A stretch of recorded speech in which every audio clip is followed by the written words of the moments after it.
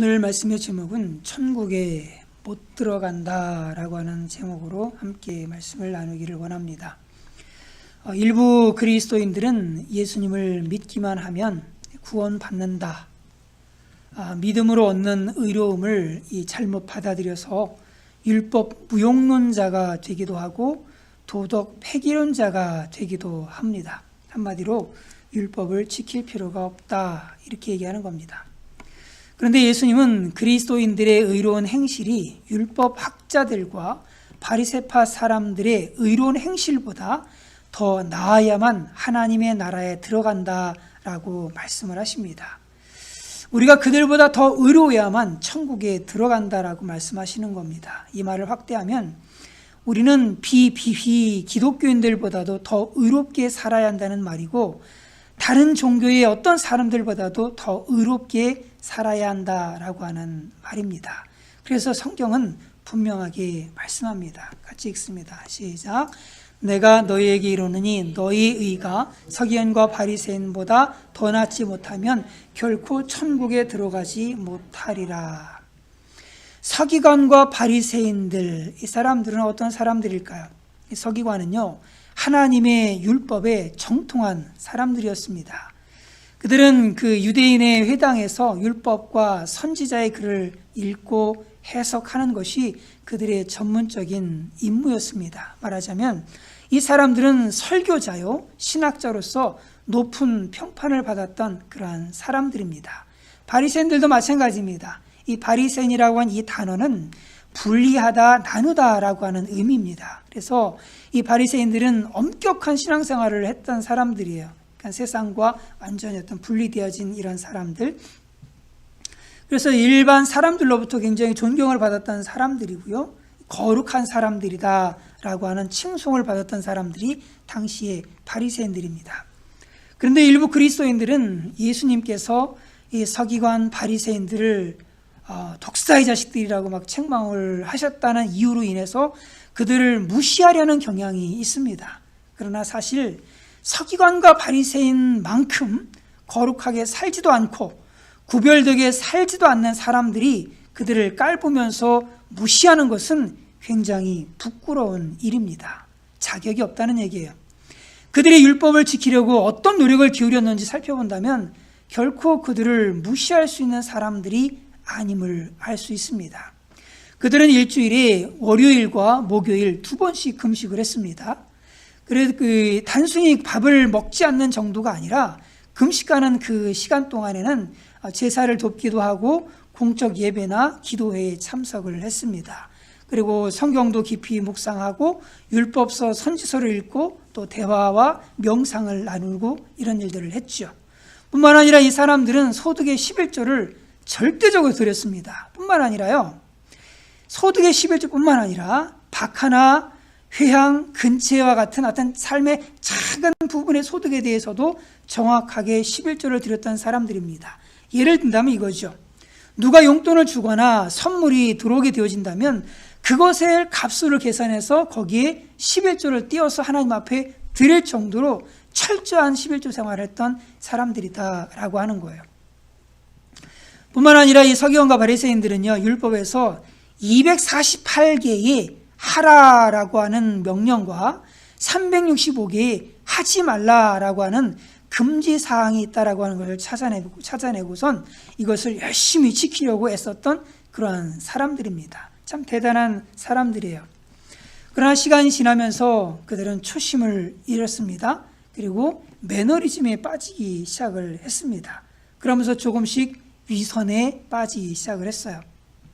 그래서 그러다 보니까 그들은 이제 누군가 남을 도울 때 사람들의 이제 하나님이 아니라 사람들의 인정을 받으려고 사람들이 많이 모이는 회당과 거리에서 나팔을 불면서 자신이 구제하고 있음을 사람들에게 알렸습니다. 그리고 기도할 때는요, 사람들에게 보이기 위해서 사람들이 많이 모이는 큰 거리에서 손을 들고 기도를 했습니다. 또한 이 금식할 때도요, 사람들에게 자신이 금식하고 있는 것을 사람들에게 좀 알려주기 위해서 일부러 슬픈 기색을 하면서 사람들에게 그 금식하는 티를 많이 냈던 거죠.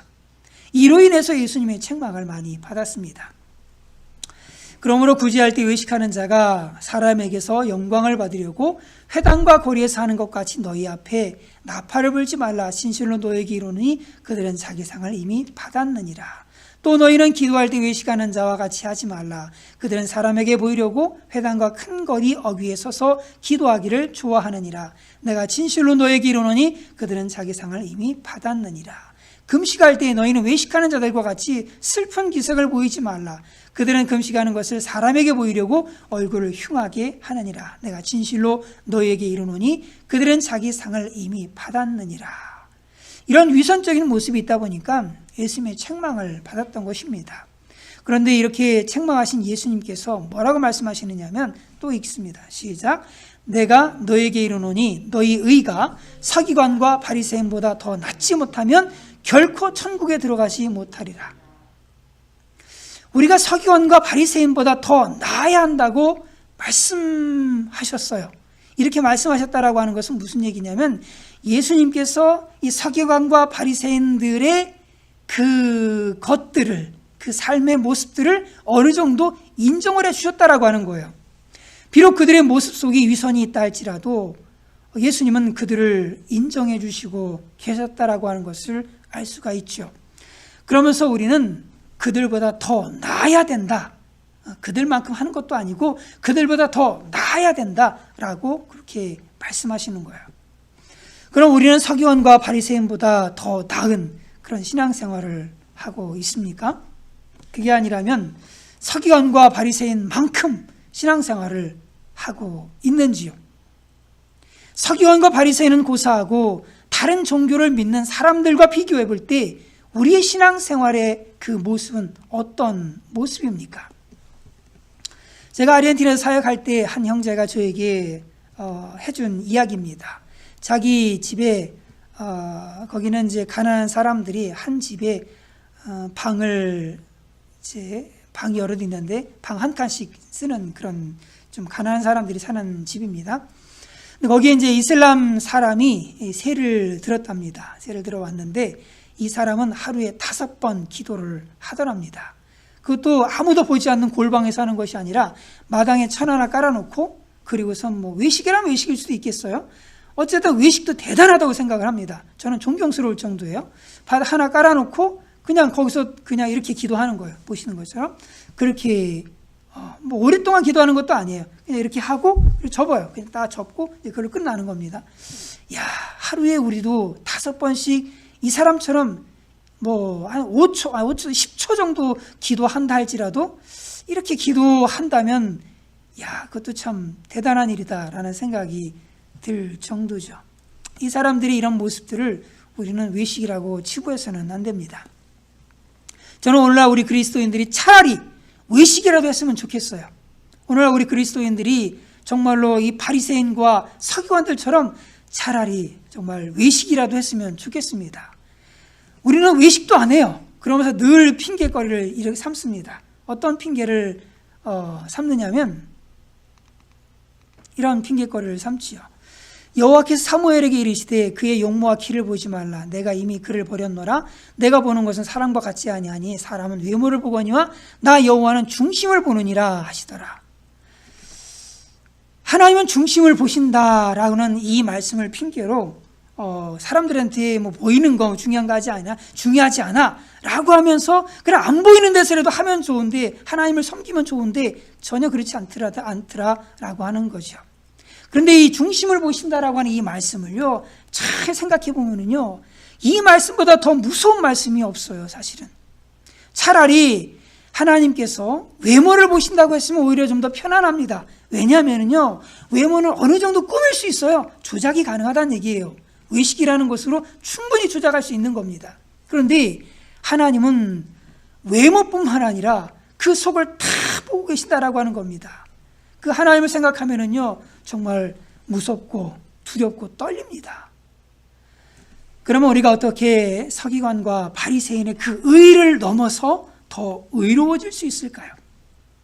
내가 너에게 이르노니 너의 의가 서기관과 바리새인보다 더 낫지 못하면 결코 천국에 들어가지 못하리라. 서기관과 바리새인의 의가 무엇이 잘못되어졌는지 무엇이 빠졌는지를 살펴본다면 더 나은 의를 얻을 방법이 보입니다. 그 뭐냐면 요한복음 5장에 이런 말씀이 있어요. 이제 이들 서기관 바리새인들을 향해서 하시는 말씀인데, 다만 하나님을 사랑하는 것이 너희 속에 없음을 알았노라. 너희가 서로 영광을 취하고 유일하신 하나님께로부터는 영광은 구하지 아니하니 어찌 나를 믿을 수 있느냐 라고 말씀하시죠.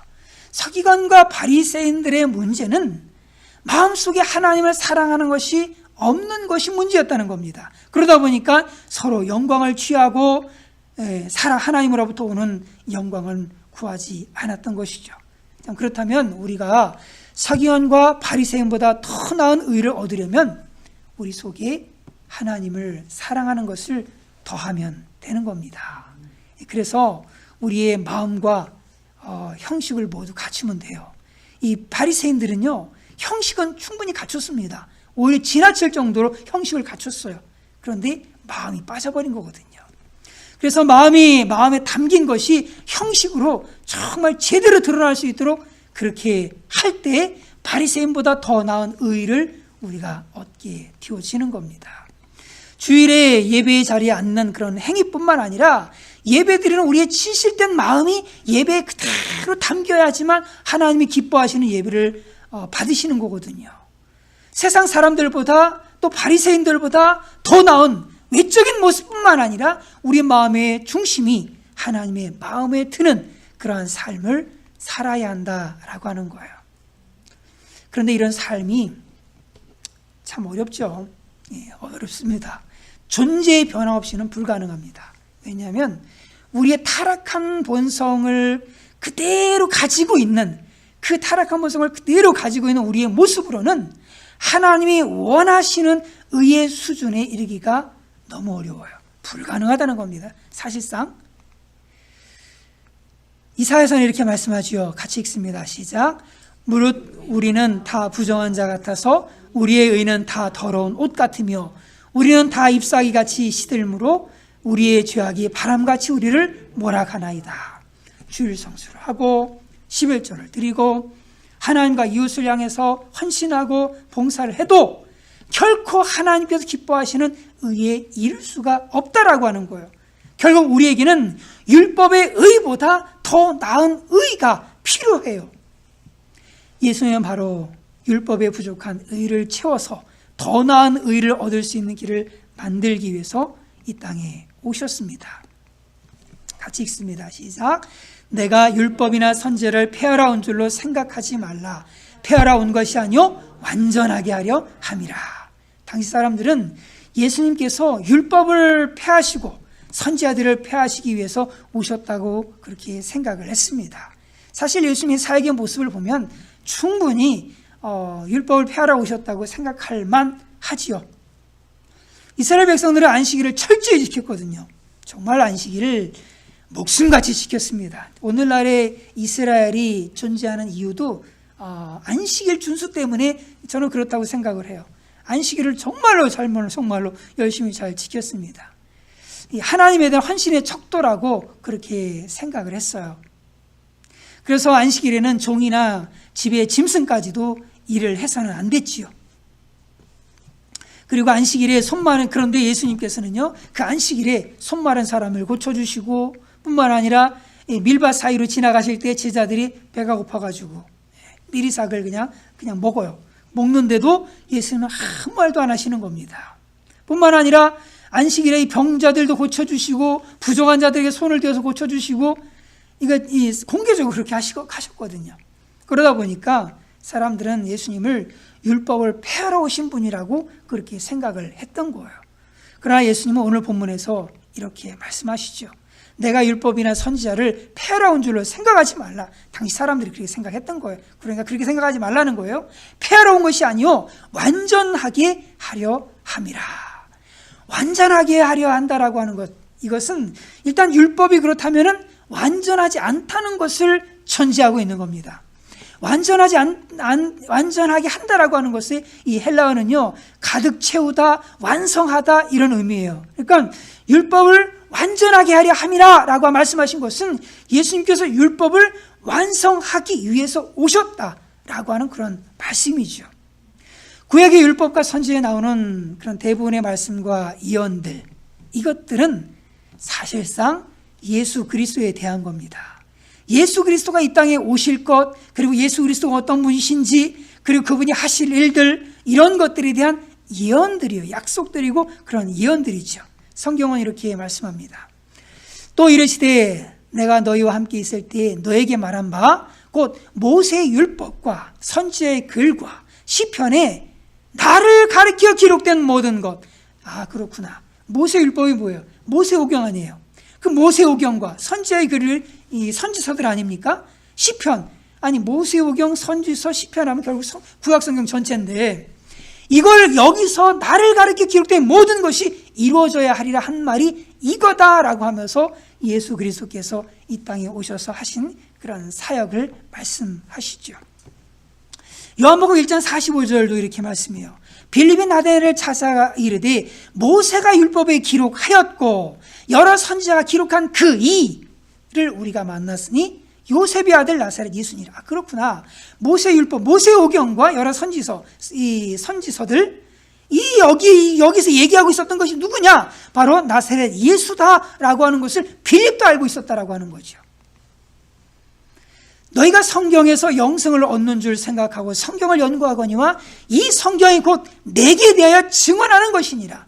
우리가 율법이라고 생각하고 있었던 것들, 이스라엘 백성들이 지키려고 했던 그 율법들, 결국 그것은 무엇에 대해 얘기하고 있었던 것이었는가 하면은 바로 예수 그리스도, 내게 대하여 증언하는 것이다 라고 말씀하시는 거죠. 모세를 믿었다면 또 나를 믿었으니 이는 그가 내게 대하여 기록하였습니다. 모세가 결국 기록했던 그 모세오경, 예수 그리스도에 대해서 기록했다라고 하는 것을 말씀하는 거예요. 결국에는 율법의 중심은 예수 그리스도시다라고 하는 겁니다. 그러므로 예수님께서 율법을 완성하시겠다라고 하신 이 말씀은 예수님께서 그리스도로, 구세주로, 메시아로 이 땅에 오셔서 구원 사역을 완성하시겠다라고 하는 그 말씀이죠. 예수님은 율법의 완성자요, 실현자요, 성취자로 오셨습니다. 구약의 그런 불완전한 속죄의 제사, 피의 제사, 이 모든 것들은 예수님의 그런 십자가 사건, 이 십자가 사건의 예표지요. 구약 시대의 이스라엘 백성들이 광야에서 하나님을 원망하다가 뱀에 물려서 죽어갈 때 장대에 달린 구리로 만든 뱀을 믿음으로 바라보는 이 사람들을 다 살아났거든요. 이것은 신약 시대에 광야 같은 세상에서 사탄에게 물려서 죽어가는 영혼들이 예수님의 십자가를 바라봄으로 살게 될 것을 미리 말씀해 주셨던 예표적 사건이었다라고 하는 거죠. 이것은 바로 예수 그리스도로 말미암는 의, 완전한 의, 바리새인보다 더 나은 의, 바로 그 의를 말씀하고 있는 거예요. 이 사실에 대해서 성경은 이렇게 말씀해요. 같이 읽어보겠습니다. 시작. 이제는 율법에 하나님의 한 의가 나타났으니 율법과 선지자들에게 증거를 받은 것이라. 곧 예수 그리스도를 믿음으로 말미암아 모든 믿는 자에게 미치는 하나님의 의니 차별이 없느니라. 자, 율법과 선지자들에게 증거를 받은 것이래요. 바로 무슨 얘기예요? 모세오경과 선지서의 기록, 선지서들이 증거하고 있는 바로 그 의다라고 하는 겁니다. 이제는 율법 외에 하나님의 한 의가 나타났으니 바로 그걸 얘기하고 있는 거예요. 예수를 믿음으로 말미암는 모든 믿는 자에게 미치는, 영향력을 미치는 하나님의 의, 믿는 자들에게 영향을 미치는 그 하나님의 의, 예수 그리스도로 말미암는 의지요. 또 읽습니다. 시작. 모든 사람이 죄를 범하였으며 하나님의 영광에 이르지 못하더니 그리스도 예수 안에 있는 속량으로 말미암아 하나님의 은혜로 값없이 의롭다 하심을 얻은 자 되었느니라. 예수 그리스도 안에 있는 속량으로 말미암아서 하나님의 은혜로 값없이 의롭다 하심을 얻은 자 되었다. 바리새인들보다 더 나은 의를 얻은 자들이 되었다라고 하는 거죠. 타락한 인간의 본질, 속이 변화되지 않고는 결코 율법을 다 지킬 수 없는 그러한 타락한 본성을 가진 인간. 그런데 이 인간이 율법을 지키려고 몸부림을 칩니다. 바리새인들, 서기관들 말이에요. 율법을 지키려고, 그걸 통해서 의를 얻으려고 몸부림을 칩니다. 결국 드러나는 것은 뭐냐? 의가 아니라 죄와 허물만 더 드러나게 되어지는 거예요. 죄의 정죄를 받을 수밖에 없고 결국은 죽을 수밖에 없다라고 하는 것을 고백하게 되는 것이 뭐냐? 율법의 의라고 하는 거예요. 율법으로 말미암아서 알게 되어지는 건 바로 그것이라고 하는 거죠. 그런데 예수님께서 이런 율법을 지킬 수 없는 우리의 연약함을 아시고 우리를 대신하여 우리의 죄를 대신 짊어지시고 십자가에서 죽으심으로 우리의 죄값을 다 치굴하셨어요. 그리고 그 예수를 믿음으로 우리의 옛사람이 죽고 새 사람을 입는 그런 은혜를 우리에게 허락해 주셨어요. 읽습니다. 시작. 그런즉 누구든지 그리스도 안에 있으면 새로운 피조물이라 이전 것은 지나갔으니 보라 새 것이 되었도다.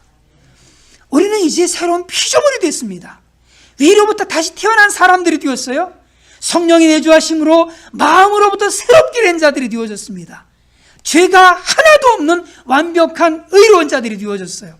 바리새인들처럼 율법을 지킴으로 의로움을 흉내내는 사람들이 아니라 완벽한 의를 소유하고 누리는 그러한 사람들이 되었다라고 하는 거예요. 그러면 이제 믿음으로 바리새인보다 더 나은 의를 얻었으니까 막 살면 될까요? 그건 아니죠. 예수님께서 이렇게 말씀하십니다. 읽습니다. 시작. 진실로 너에게 이르노니 천지가 없어지기 전에는 율법의 1.1획도 결코 없어지지 아니하고 다 이루리라. 왜 1.1획도 없어지지 않는다고 하셨을까? 그것은 점 하나가요, 있고 없고에 따라서 완전히 말이 달라지잖아요. 그렇죠? 우리도 점 하나에 따라서 완전히 글자가 완전히 달라지고 놈이 되기도 하고 남이 되기도 하고 하여튼 글자들이 막 바뀌잖아요. 그렇죠? 그만큼 히브리어에서는 점이라고 하는 거, 획이라고 하는 게 너무 중요한 얘기예요. 굉장히 중요한 하나의 글자처럼 취급되어지는 그런 거죠. 스페인어도 그렇습니다. 물결 무늬가 있는데 특별한 단어입니다. 이 글자거든요. 다 글자로 취급을 하거든요. 그러니까 점 하나 있고에 따라서, 획이 있고 없고에 따라서 완전히 다른 말이 되기 때문에 1.1획도 결코 없어서는 안 된다라고 하는 거예요. 이 말씀은 결국 무슨 얘기냐면 하나님의 말씀은 절대로 왜곡되어서는 안 된다. 말씀을 빼면 왜곡되는 거예요. 더해도 왜곡이 되는 겁니다. 점을 더하거나 빼거나 하게 되면 다 왜곡이 되는 겁니다. 이 획도 긋거나 빼거나 하게 되면 다 왜곡이 되는 거예요. 그 말씀을 왜곡하지 말라는 겁니다. 그럴 뿐만 아니라요, 율법을 읽고 배우고 지키며 가르치라고 하시는 거예요.